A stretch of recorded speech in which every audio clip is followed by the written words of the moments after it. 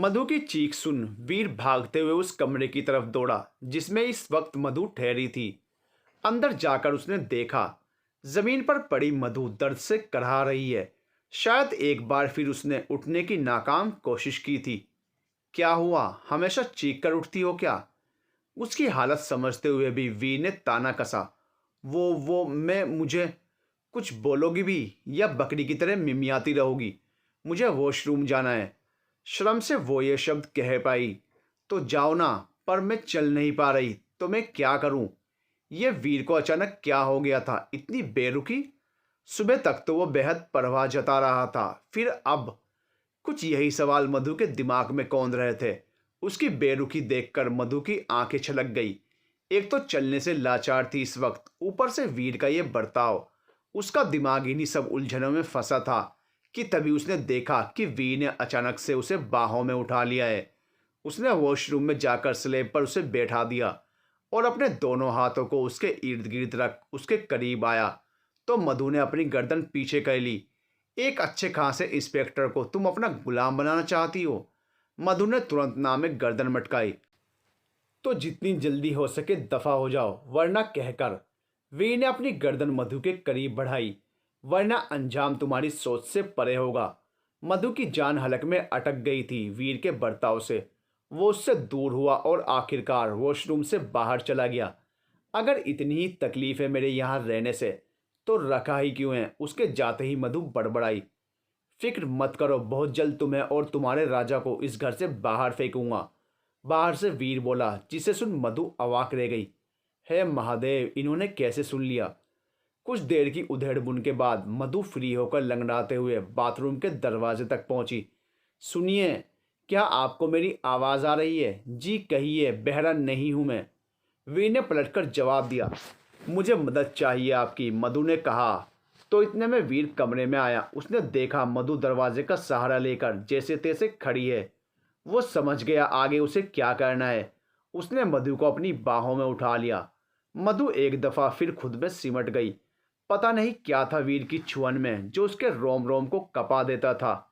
एक ऐसी छुअन जिससे उसे कभी घृणा नहीं हुई, कभी गंदा महसूस नहीं हुआ। इसके विपरीत वो बेहद महफूज महसूस कर रही थी इस अनजान शख्स की बाहों में। वीर ने उसे बेड पर बिठा दिया। तभी राजा वहां आ गया। वीर बिना कुछ कहे वहां से जाने को हुआ। तभी सुनिए, मधु ने उसे पुकारा। वो पलटा। वो राजा ने कल से कुछ नहीं खाया है, प्लीज़ उसे खाने के लिए कुछ दे दें। मधु ने बड़ी आस से कहा, मैडम, जब आप बेहोशी से रात भर मेरे बिस्तर पर पड़े आराम फरमा रही थी तब आपका यह कुत्ता राजा ठूस ठूस कर मुर्गे की टांगे चबा रहा था। वीर के इस जवाब पर मधु ने आंखें फाड़कर राजा को देखा। फिर उसे याद आया कि उसे भी तो बहुत तेज भूख लगी है। कल रात से वो भूखी है और अब आज की शाम हो गई है। पर यह बात वीर से वो कह नहीं सकती थी, वरना पता नहीं बदले में क्या सुनने को मिल जाता। वीर वहां से जा चुका था, लेकिन कुछ ही देर में एक औरत अंदर आई। ये लो आपका खाना। उसने अदब से खाने की प्लेट मधु की तरफ बढ़ाई। जी आप? मैं शीला साहब के यहाँ काम करती हूँ।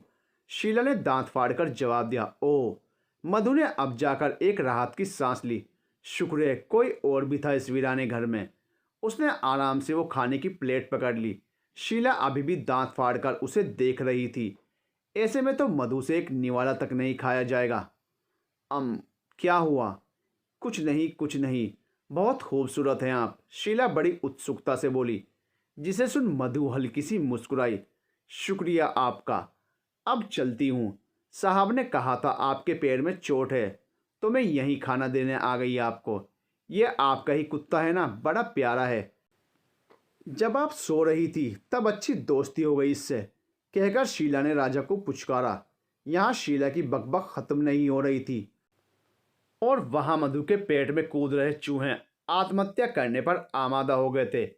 क्या आप एक गिलास पानी ला सकती हैं? अरे बिल्कुल, आप 2 मिनट रुकिए बस, कहकर शीला वहां से गई तो मधु तुरंत खाने पे टूट पड़ी। खाने को सामने देखकर अब उससे रहा नहीं जा रहा था, इसलिए जब तक शीला पानी लेकर आई तब तक मधु की प्लेट आधी हो चुकी थी। लगता है काफ़ी भूख लगी थी आपको, शीला ने कहा। तो मधु ने बस हल्की सी मुस्कान के साथ हाँ में गर्दन हिला दी। और अब अपना पूरा ध्यान खाने पर केंद्रित कर दिया। खैर, अब रात गहरा गई थी। मधु इस वक्त गहरी नींद में थी। तभी उसके कमरे का दरवाजा खुलता है। वहां वीर था, जो धीरे धीरे बेड के करीब बढ़ा। खिड़की से आ रही चांद की चांदनी मधु के चेहरे पर गिर रही थी। वीर एकटक अपने सामने लेटी इस खूबसूरत बला को देख रहा था। उसकी आंखों में ना जाने क्या था। कई बातें और कई राज थे जिन्हें शायद उसने अपने सीने में दफन कर लिया था। वो मधु के ऊपर झुका और उसके चेहरे के नज़दीक जाकर बेहद नज़ाकत से उसकी सूरत को निहारने लगा। उन दोनों के चेहरे बेहद करीब थे। ना जाने क्या था वीर के दिमाग में इस पल, क्या करना चाहता था वो। तभी अपने चेहरे पर लगातार किसी की सांसें महसूस होने पर मधु की आंख खुल गई। उसने धीरे से अपनी पलकों को उठाया तो अपने ऊपर किसी को पाकर वो घबरा उठी। जैसे ही उसने चिल्लाना चाहा, तभी वीर ने अपने हाथ उसके होंठों पर रख उसे शांत कर दिया। श्श। मधु को महसूस हुआ कि यह वीर है। वो चुप हो गई, मगर घबराहट अभी भी थी उसे। उस अंधेरे में भी एक हद तक वो दोनों एक दूसरे को देख पा रहे थे। वीर मधु के इतने नज़दीक था कि उसके दिमाग में ने लगभग काम करना ही बंद कर दिया। कौन हो तुम? वीर के इस सवाल पर मधु के पसीने छूट गए। कुछ है तेरी इन नज़रों में जो मुझसे छिप रहा है। ये भोली सूरत वाकई इस कदर भोली है या छिपे हैं इसके पीछे कुछ गहरे राज? क्या है इस हसीन सूरत की हकीकत? उसके इन अनमने लफ्ज़ों को सुन मधु सहम उठी। वीर ने आहिस्ता से अपना हाथ हटाया तो अब मधु के अधर उसके सामने थे, पर उसकी नज़र उन होंठों के किनारे बने तिल पर जा अटकी। उसने अपने अंगूठे से उस तिल को छुआ। मधु सिसक उठी। ये तिल? सारे सवालों की शुरुआत ही तेरे इस कमबख्त तिल के कारण हुई। ना ये तेरे चेहरे पर होता और ना तू यहाँ। वीर के रवैये से कांप उठी मधु ने अब जोर से उसे धक्का दिया और तुरंत बेड से उठ खड़ी हुई। लेकिन अगले ही पल वो दर्द के मारे गिरती कि इससे पहले ही वीर ने उसे संभाल लिया। मधु की आंखों में आंसू आ गए। मैं जो कोई भी हूँ, पर वो बिल्कुल नहीं हूँ जो आप समझ रहे हैं। सब जान रही हूँ मैं क्या करने की कोशिश में थे आप। लेकिन एक बात मेरी भी सुन लें, आपको मुझसे वो कभी नहीं मिलेगा जिसकी हसरत में आप यहाँ आए हैं। चुप! वीर अचानक से चिल्लाया। उसने मधु के बाल मुट्ठी में भरकर उसे को सीधा किया। उसके गुस्से को देख मधु सहम उठी। तुम्हारे जिस्म की इतनी ही चाहत होती मुझे तो अभी तक अपनी जबान चलाने काबिल ही ना बचती तुम। पर बात तो सिर्फ इतनी सी है कि जब से तुम्हारा ये चेहरा मेरी नज़रों में पड़ा है, तब से मेरी जिंदगी थम चुकी है। क्यों? ये बताना मैं तुम्हें ज़रूरी नहीं समझता, कहकर वीर ने झटके से उसके बाल छोड़े और उसे बेड पर धकेलकर जैसे ही जाने को हुआ, तभी उसे मधु के कराहने की आवाज़ आई। उसने पलटकर देखना चाहा तो अंधेरे में कुछ साफ नहीं दिखा। लाइट जलाकर उसने देखा कि मधु के पैर से खून दिस रहा है। शायद खड़े होने की वजह से पैर पर ज़्यादा दबाव पड़ गया था। वो तुरंत उसके करीब गया और जैसे ही मधु के पैर को छूना चाहा, वैसे ही मधु ने अपने पैर पीछे सरका लिए। क्या कर रही हो? पैर दिखाओ, खून बह रहा है। बस कीजिए, मैं आपके आगे हाथ जोड़ती हूँ। आखिरकार मधु की भड़ास फूट पड़ी। जब से इस घर में आई हूँ तब से पता नहीं किस बात का गुस्सा निकाल रहे हैं आप। आखिर मेरा कसूर क्या है? किस बात की नाराज़गी है आपको मुझसे? अगर मैं इतनी ही नापसंद हूँ तो क्यों लाए मुझे यहाँ? क्यों कर रहे हैं मुझ पर इतने एहसान? उसने अपना सारा दर्द बयान कर दिया। वी ने कोई जवाब नहीं दिया। वो उठा और उसने ड्रॉर से फर्स्ट एड बॉक्स निकाला और दोबारा मधु के पैरों के करीब जा बैठा। इस बार भी मधु ने पैर समेटने चाहे, पर वीर ने मजबूती से उसका पैर पकड़कर खींच लिया और उस पर पट्टी करने लगा। अटक गई थी उसके इस बर्ताव पर मधु। हैरानी से अपने सामने बैठे सनकी को देख रही थी। एक पल में जहर में डूबी बातें तो अगले ही पल शहद सी मीठी फिक्र। क्या ये इंसान पागल है? मरहम पट्टी करने के बाद वीर उस बॉक्स को यथास्थान रखने लगा। तभी पीछे से मधु की आवाज़ आई, मैं कल ही चली जाऊंगी यहाँ से। शुक्रिया आपके किए एहसानों के लिए। वीर ने पलटकर उसे देखा। कल क्यों? आज ही। इनफैक्ट अभी के अभी इस घर से दफ़ा हो जाओ, निकलो यहाँ से। वीर की बात पर मधु सवालिया नज़रों से उसे देखने लगी। क्या हुआ? नहीं समझ आ रहा? इतनी रात को कहाँ जाओगी?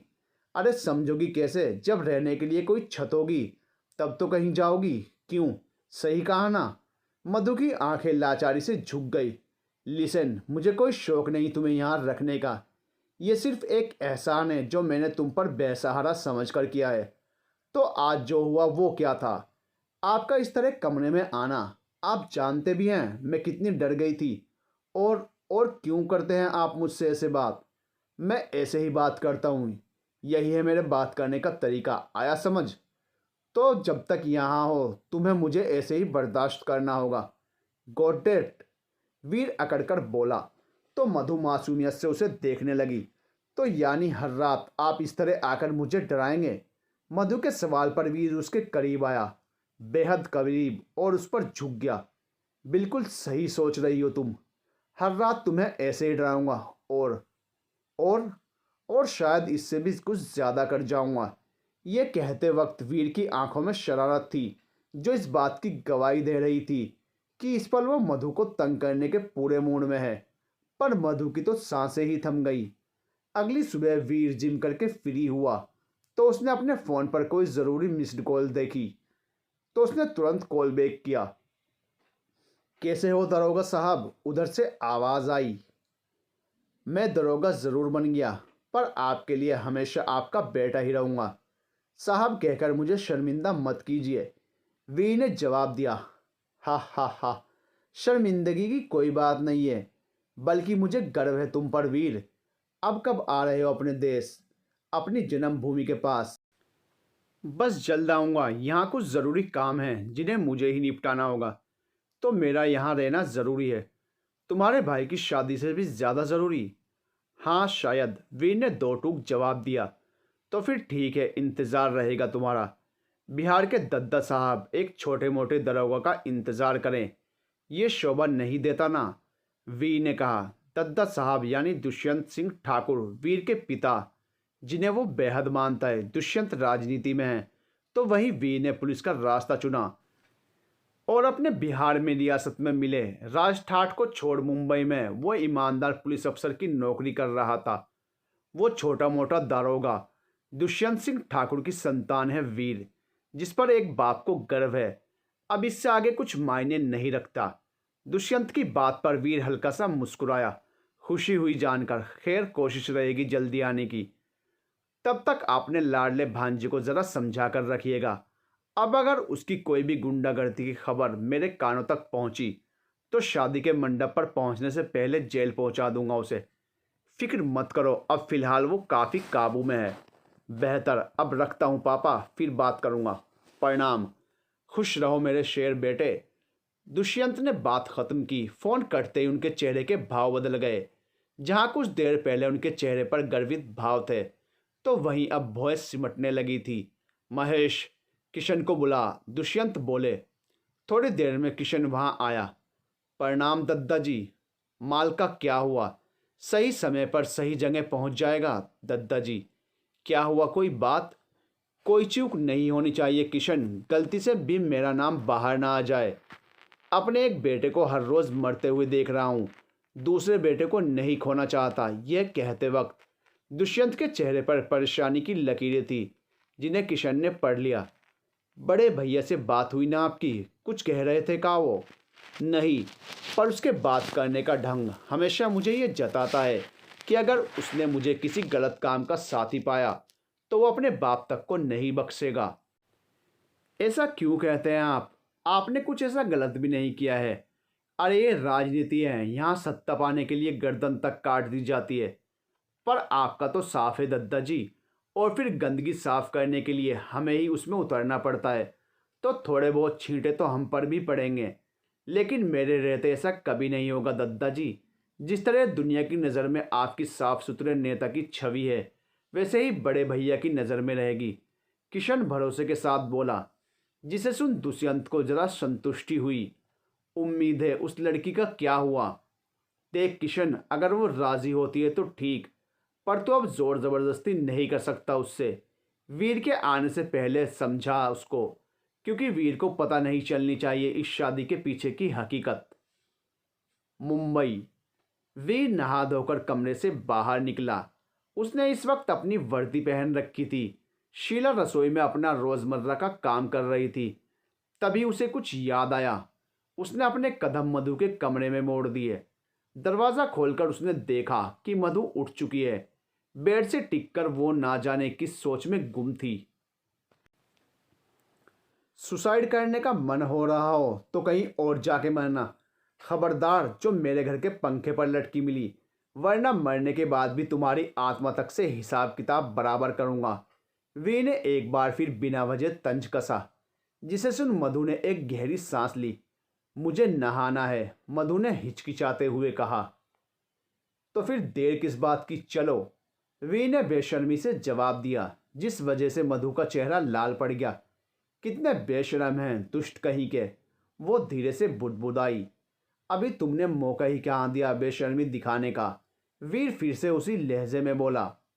मुझे बस ये कहना है कि मेरे पास कपड़े नहीं हैं, नहाने के बाद मैं पहनूंगी क्या। मधु ने अब सीधी बात कही। तो फरमाइए, किस ब्रांड के कपड़े लाऊं, ज़ारा, अरमानी? क्या आप किसी भी बात का जवाब सीधे नहीं दे सकते? नहीं। वीर के जवाब पर मधु शांत रह गई। प्लीज़, क्या आप अब बिना बहस के मुझे 2 जोड़ी कपड़े दे सकते हैं? मुझे लड़कियों के कपड़े पहनना पसंद नहीं, इसलिए तुम्हें अपने लायक यहाँ कुछ नहीं मिलेगा।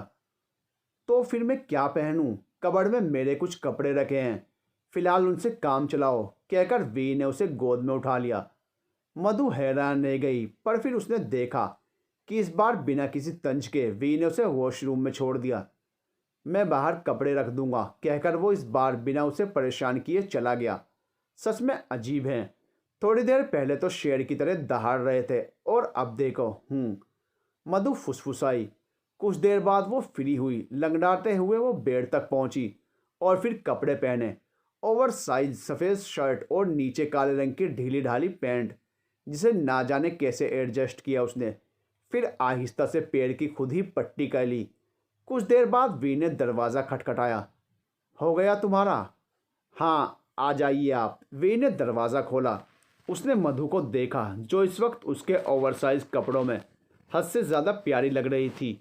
वी ने अपना ध्यान हटाया और उसके पास आकर उसे गोद में उठाकर बाहर ले जाने लगा। आज लगभग 2 दिनों बाद वो इस कमरे से बाहर निकली थी।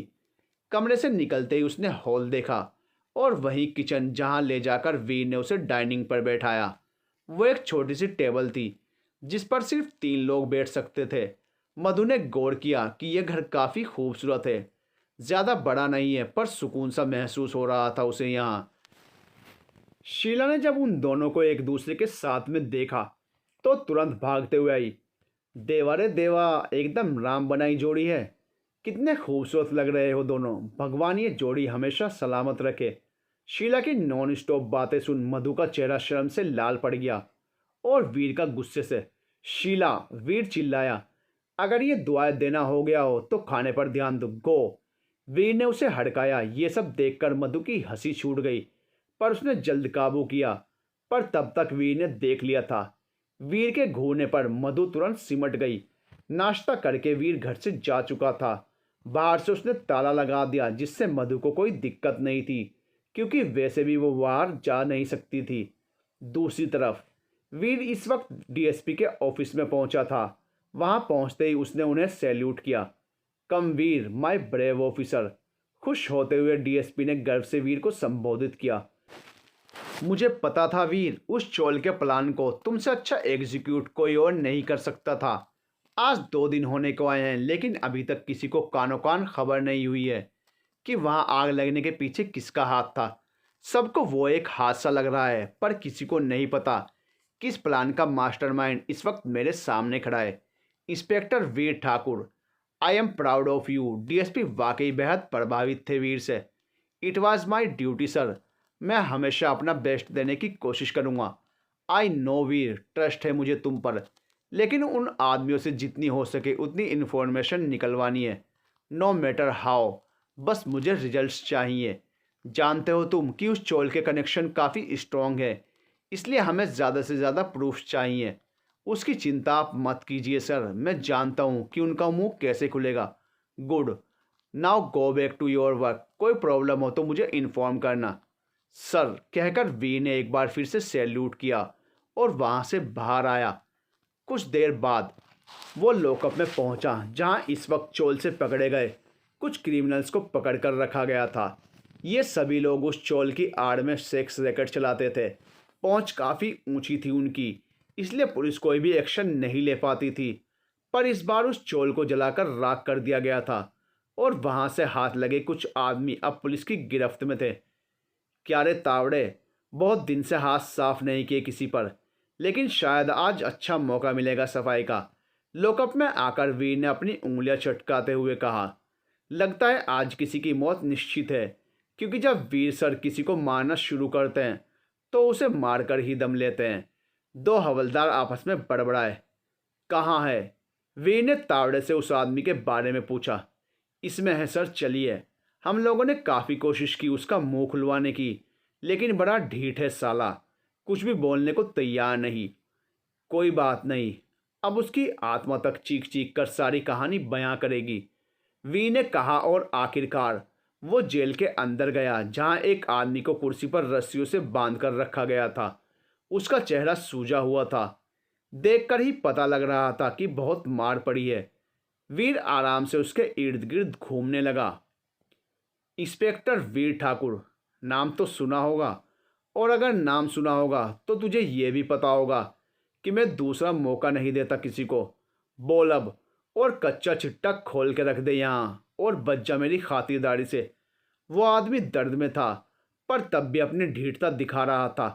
तू ठाकुर हो या गब्बर, मेरे को कोई फर्क नहीं पड़ता। ज़्यादा से ज़्यादा क्या करेगा, मार डालेगा ना मेरे को। डरता नहीं मैं मौत से, जो करना है कर।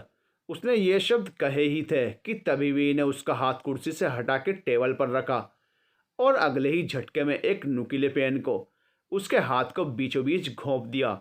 वो आदमी दर्द से चीख उठा। उसके हाथ से निकली खून की छींटें वीर की वर्दी पे आ गिरी। किसने बोला तुझे कि मैं तेरे को मारूंगा? ना रे मुन्ना ना, मेरे हाथों की मौत हर किसी को नसीब नहीं होती।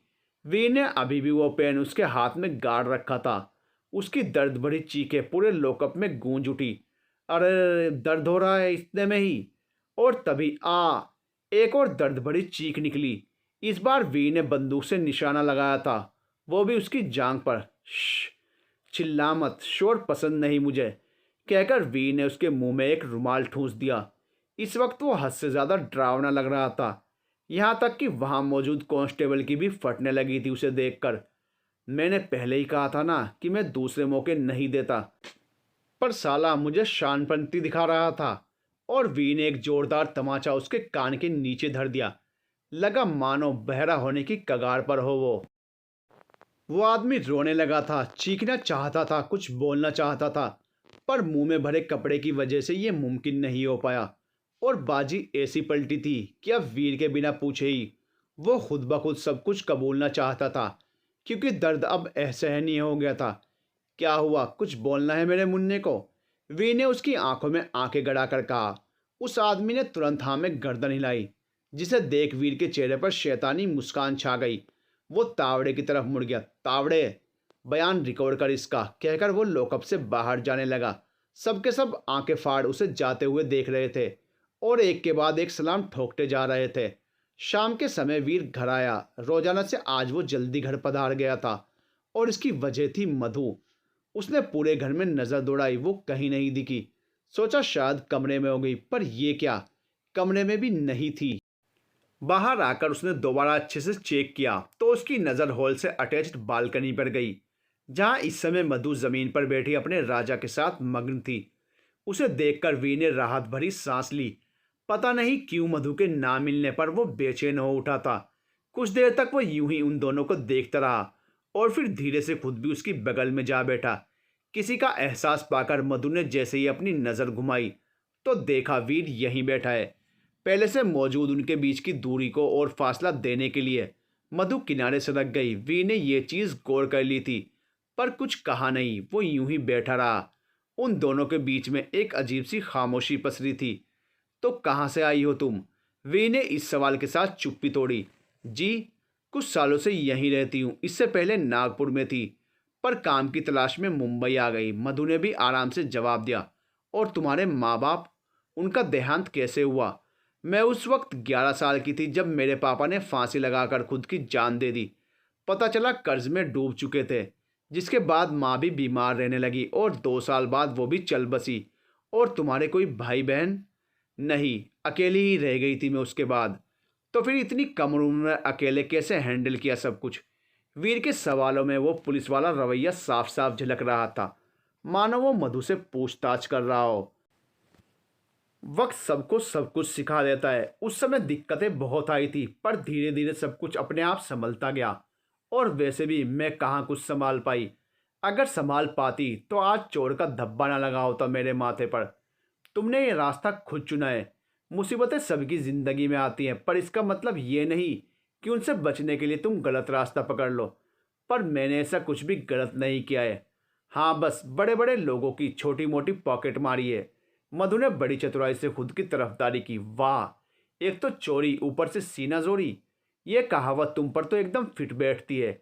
एक बात कान खोलकर सुन लो, अब से ऐसा कोई भी काम किया तो छोड़ूंगा नहीं तुम्हें। मैं चाहती भी नहीं हूँ, मधु धीरे से बोली। उसे खुद समझ नहीं आया कि उसने ऐसा क्यों बोला। क्या कहा तुमने? वीर के कान खड़े हो गए। कुछ नहीं, मैं तो। मधु अपनी सफाई देती कि तभी उसकी नज़र वीर की वर्दी पर गई, जिस पर खून के छींटे देखकर उसके पसीने छूट गए। खून। उसने उंगली से वर्दी पर इशारा करके कपकपाती आवाज में कहा। वीर ने अपनी गर्दन झुकाकर देखा तो उस पर वाकई लाल लाल धब्बे थे। पर उसे तो इन सब की आदत थी, लेकिन मधु, उसके लिए ये सब नया था। उसका डरना भी मुनासिब था। हाँ, खून ही है ये। वो सपाट लहजे में बोला। अब पुलिस की नौकरी करता हूँ तो मेरी शर्ट पे केक नहीं मिलेगा। ये बेकार का डरना बंद करो। तो मतलब आप किसी को मार कर आए हैं? मधु का डरा हुआ चेहरा देखकर वीर के मन में शरारत सूझी। वो धीरे धीरे उसके करीब बढ़ने लगा। बिल्कुल सही सोच रही हो तुम। कुछ ही वक्त पहले मैं एक आदमी का गला रौंद कर आया हूँ। मज़ा आता है मुझे लोगों को मारने में, इसीलिए तो मैंने ये नौकरी चुनी। मधु डर से पीछे खिसकती जा रही थी और तभी वीर ने अचानक से उसको पकड़ लिया। वीर के छूने भर से मधु कांप उठी कि तभी वीर ने पकड़कर उसे अपने करीब खींच लिया और उसके चेहरे के नज़दीक हो गया। उसकी आवाज़ दबी हुई मगर डरा देने वाली थी। और जानती हो अब मैं तुम्हारे साथ क्या कर सकता हूँ? क्या? खून। और इसी के साथ एक झटके में वीर ने उसे अपनी गोद में उठा लिया। मधु की तो सांसें ही अटक गई और वो तुरंत फड़फड़ाने लगी, मानो वीर अभी उसकी गर्दन काट के फेंक देगा। हिलना बंद करो, नहीं तो इसी 8वें माले से उठा के नीचे फेंक दूंगा। वीर हड़काते हुए उसे किचन तक ले आया और उसने आराम से उसे डाइनिंग टेबल पर बिठा दिया। अब दर्द कैसा है तुम्हारा? मधु हैरानी से उसे देख रही थी, मानो पूछ रही हो।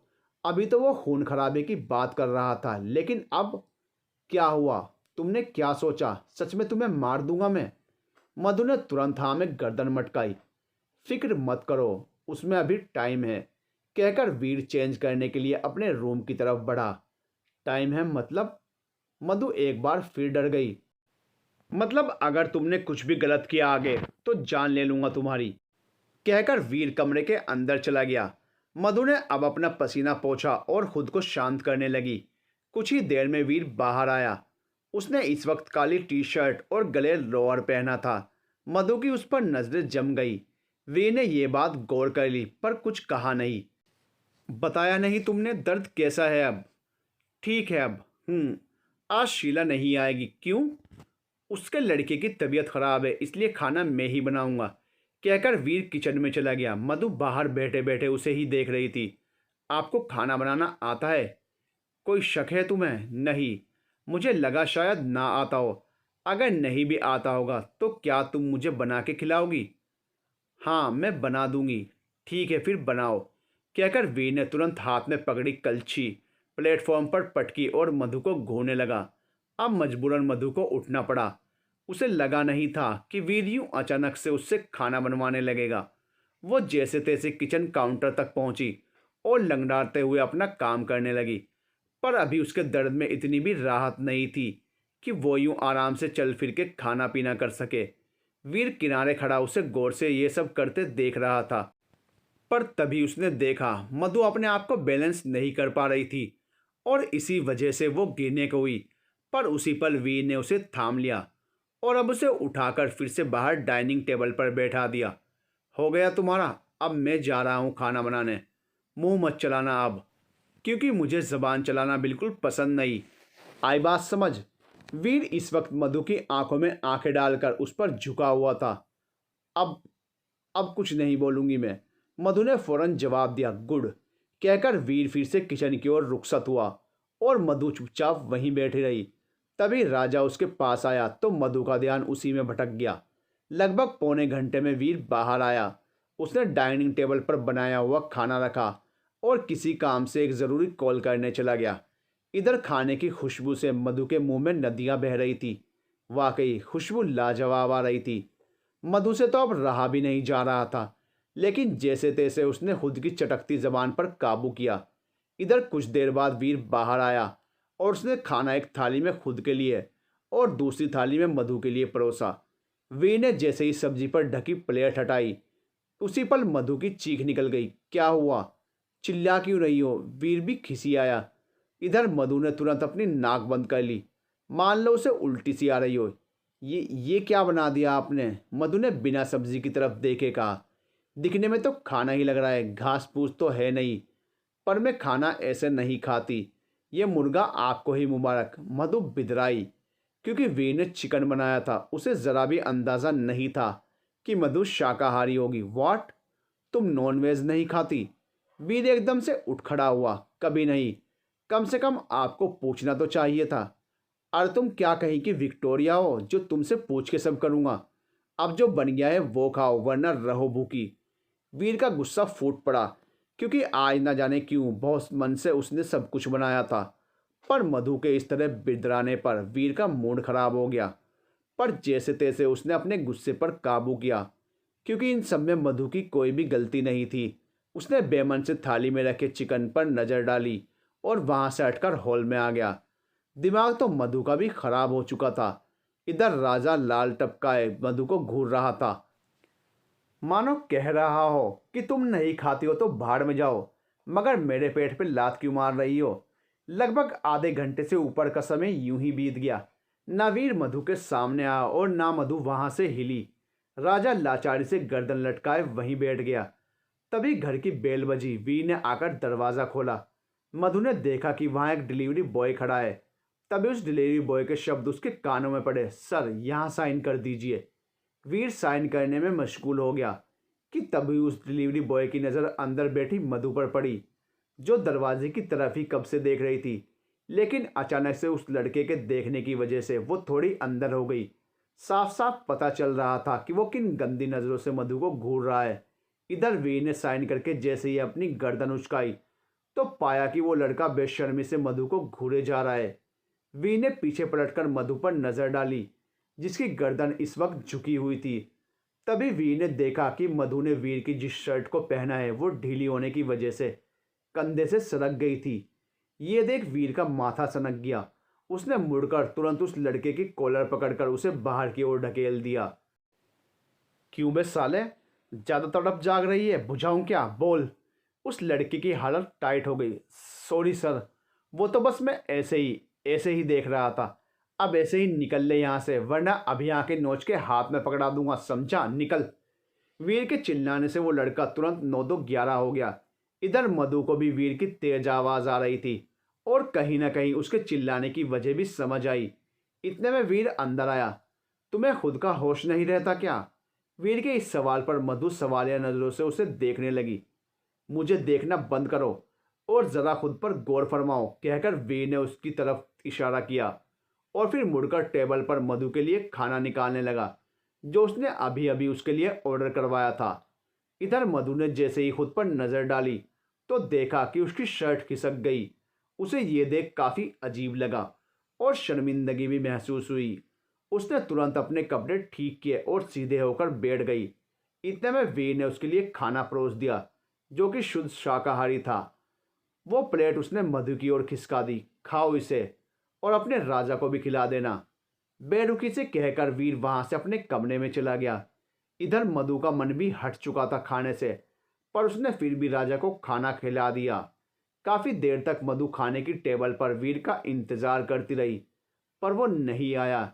मधु को बहुत बुरा लगा। उसे एहसास हो गया था कि वीर ने यह खाना बहुत मन से बनाया था, लेकिन खैर कुछ देर बाद ही वो खुद ही हिम्मत जुटाकर उठी और वीर के रूम की तरफ बढ़ गई।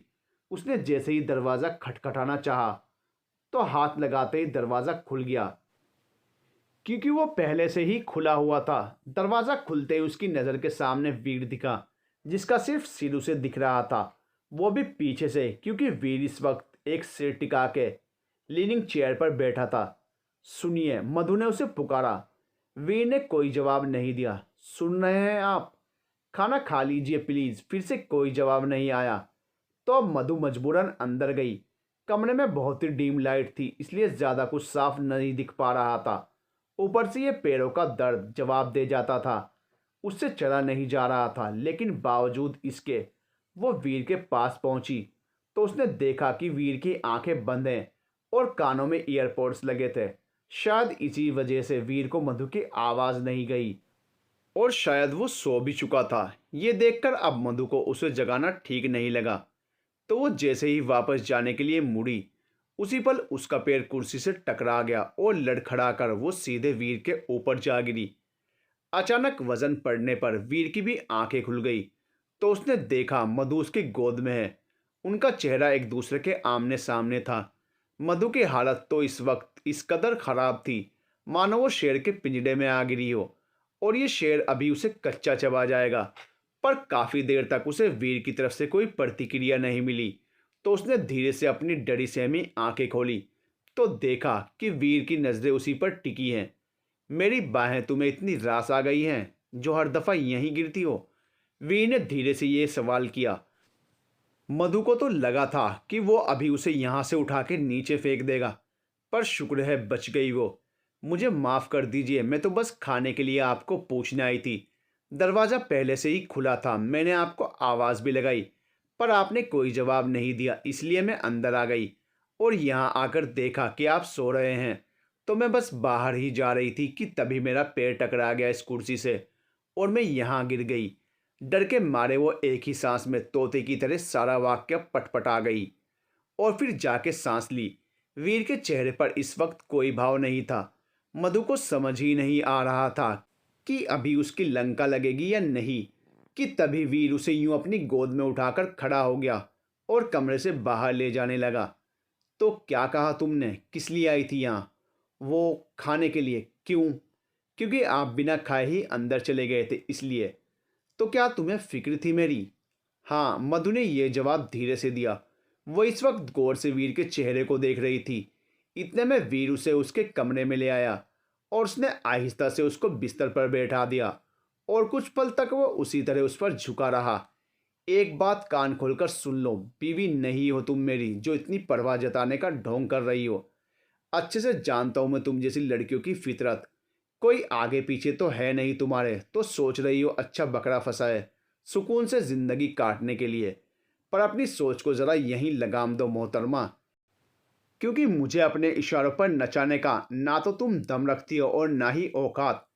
आखिरकार वीर ने अपनी जहर से घुली बातों से मधु के दिल पर गहरे घाव कर डाले।